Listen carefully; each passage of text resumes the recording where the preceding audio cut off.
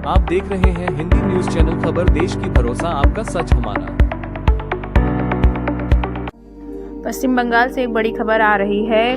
शुभेंदु अधिकारी नेता प्रतिपक्ष के काफिले पर हमला किया गया है और शुभेंदु अधिकारी का सीधे सीधे यह आरोप टीएमसी पर जाता है कि टीएमसी के द्वारा यह हमला कराया गया है। इस वक्त वे चंद्रकोला स्टेशन पर धरने पर बैठे हुए हैं। उनकी मांग है कि जिन लोगों ने उन पर हमला किया है उनकी जल्द से जल्द गिरफ्तारी हो। यह इस मांग को लेकर अधिकारी धरने पर बैठे हुए हैं।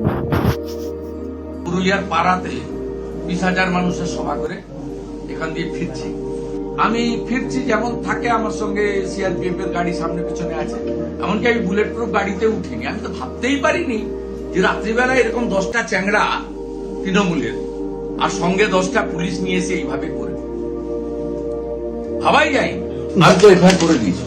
তৃণমূলের যুব মোর্চার সভাপতি দেবাঞ্জন পড়ে যাব, তৃণমূলের শ্রমিক শাখার সভাপতি দেবকুমার দে, তৃণমূলের মাফিয়া গুন্ডা জঙ্গি শাহরুখ খান, পঞ্চায়েত সমিতির ঠিকাদার বাণীব্রত চৌধুরী, মণিকাঞ্চন। পশ্চিমবঙ্গে কেউ সব না।